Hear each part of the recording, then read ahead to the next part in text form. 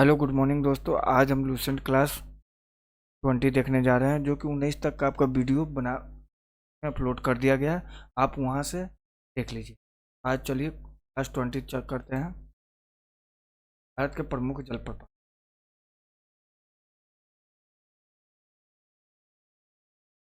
पहला कुंतल जलप्रपात स्थित बराही नदी पर कर्नाटक राज्य में 455 मीटर पे।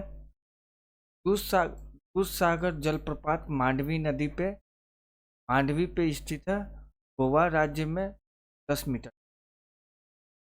जो किया गरसोप्पा जलप्रपात रावती नदी पे कर्नाटक में 255 मीटर ऊंचाई है।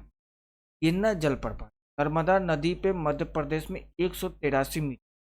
शिव समुद्रम जलप्रपात कावेरी नदी पे कर्नाटक राज्य में 90 मीटर ऊंचाई इसकी। गोकक जलप्रपात गोकक नदी पे कर्नाटक में 55 मीटर है ऊंचाई है। पायकारा जलप्रपात नीलगिरी क्षेत्र में तमिलनाडु राज्य में ये स्थित है। पायकारा जलप्रपात। चुलिया जलप्रपात चंबल नदी पे राजस्थान में 18 मीटर जिसकी ऊंचाई है। नासा जलप्रपात चंबल नदी पे राजस्थान में 12 मीटर ऊंचाई है।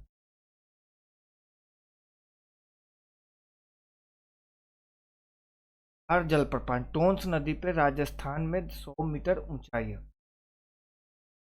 धुआंधार जलप्रपात नर्मदा नदी पे मध्य प्रदेश में 10 मीटर ऊंचाई है। जलप्रपात स्वर्णरेखा नदी पे झारखंड में 74 मीटर ऊंचाई है।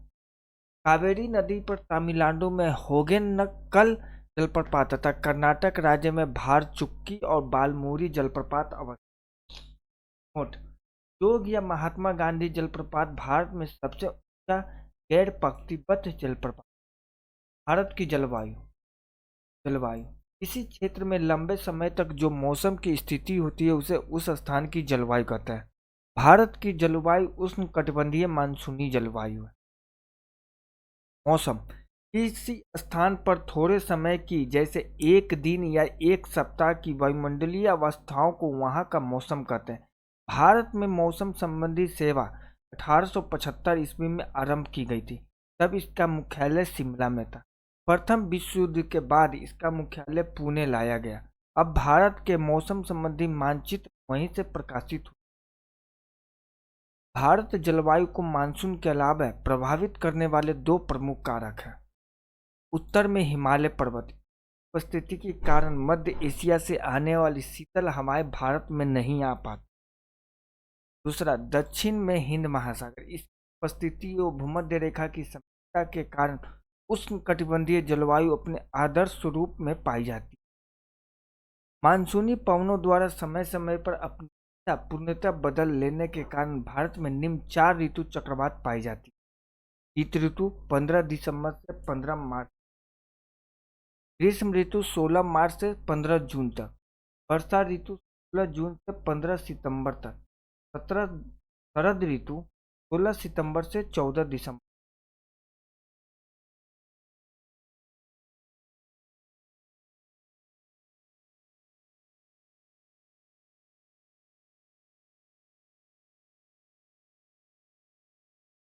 नोट: ये तिथियां एक सामान्य सीमा रेखा को तय करती है। मानसून पवनों के आगमन एवं प्रत्यावर्तन में होने वाला विलंब इनको पर्याप्त रूप से प्रभावित करता है।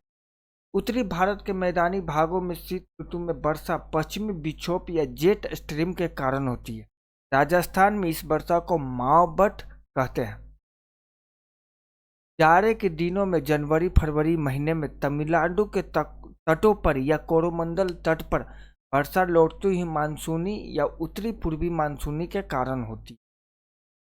ग्रीष्म ऋतु में असम एवं पश्चिम बंगाल राज्यों में तीव्र आर्द्र हवाएं चलने लगती है, जिससे गरज के साथ वर्षा हो जाती है। इन हवाओं को पूर्वी भारत में नार्वेस्टर एवं बंगाल में काल बैसाखी के नाम से जाना जाता है। कर्नाटक में इसे चेरी बल्लाम एवं कॉफी वर्षा कहा जाता है, जो कॉफी की कृषि के लिए लाभदायक होता है।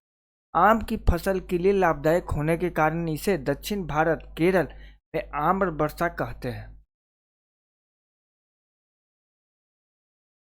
उत्तर पश्चिम भारत के शुष्क भागों में ग्रीष्म ऋतु में चलने वाली गर्म एवं शुष्क हवाओं को लू कहा जाता है। वर्षा ऋतु में उत्तर पश्चिमी भारत तथा पाकिस्तान में उष्ण दाब का क्षेत्र बन जाता है जिसे मानसून गर्त कहते हैं। इसी समय उत्तरी अतः उष्ण अभिसरण उत्तर की ओर खिसकने लगती है जिसके कारण विषुवतीय रेखीय पछुआ पवन एवं दक्षिणी गोलार्ध की दक्षिणी पूर्वी वाणिज्यिक पवन विषुवत रेखा को पार कर फेरेल के नियम के अनुसार करते हुए भारत में प्रभावित होने लगती है जिसे दक्षिण पश्चिम मानसून के नाम से जाना जाता है। भारत की अधिकांश वर्षा लगभग 80% इस मानसून से होती है।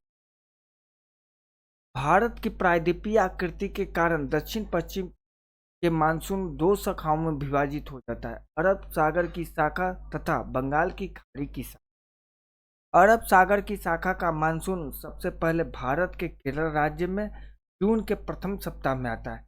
यहाँ यह पश्चिमी घाट पर्वत से टकराकर केरल के तटों पर वर्षा करती है। इसे मानसून प्रस्फोट कहा जाता है।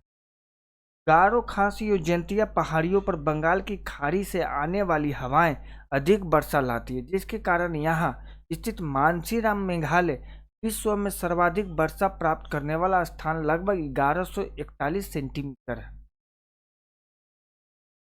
मानसून की अरब सागर शाखा तुलनात्मक रूप से अधिक शक्तिशाली होती है। दक्षिण पश्चिम मानसून द्वारा लाए गए कुल आर्द्रता का 65% भाग अरब सागर में से एवं 35% भाग बंगाल की खाड़ी से आता है। अरब सागरीय मानसून की एक शाखा सिंध नदी के डेल्टा क्षेत्र से आगे बढ़कर राजस्थान के मरुस्थल से होती हुई सीधे हिमालय पर्वत से जा टकराती है एवं वहां धर्मशाला के निकट अधिक वर्षा कराती है। राजस्थान में इसके मार्ग में अवरोध न होने के कारण वर्षा का अभाव पाया जाता है क्योंकि अरावली पर्वतमाला इनके समांतर पड़ती है। मौसम के अनुसार वार्षिक वर्षा का वितरण। मौसम के अनुसार वार्षिक वर्षा का वितरण। वर्षा का मौसम समयावधि वर्षा। दक्षिणी पश्चिम मानसून जून से सितंबर समयावधि 73.7% वर्षा होती है। परवर्ती मानसून काल अक्टूबर से दिसंबर 13.3% वर्षा होती है। शीत ऋतु या उत्तर पश्चिमी मानसून जनवरी फरवरी 2.6% वर्षा होती है। तमिलनाडु पश्चिमी घाट के पर्वत वृष्टि छाया क्षेत्र में पड़ता है, अतः यहाँ दक्षिण पश्चिम मानसून द्वारा काफी कम वर्षा होती है।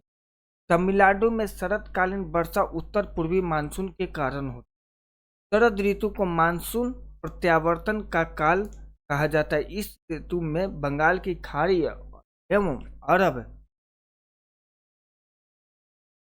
सागर में उष्ण कटिबंधीय चक्रवातों की उत्पत्ति होती है। इन चक्रवातों से पूर्वी तटीय क्षेत्रों में मुख्यतः आंध्र प्रदेश एवं उड़ीसा तथा पश्चिमी तटीय क्षेत्र में गुजरात में काफी क्षति पहुंचती है।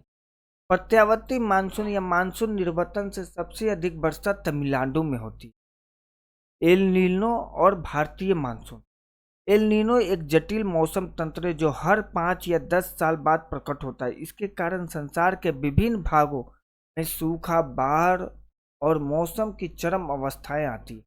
पूर्वी प्रशांत महासागर में पेरू के तट के निकट उष्ण समुद्री धारा के रूप में प्रकट होता है। इससे भारत सहित अनेक स्थानों का मौसम प्रभावित होता है। एल नीनो भूमध्य रेखीय उष्ण समुद्री धारा का विस्तार मात्र है जो अस्थायी रूप से ठंडी पेरुवियन अथवा हम्बोल्ट धारा पर स्थापित हो जाती है।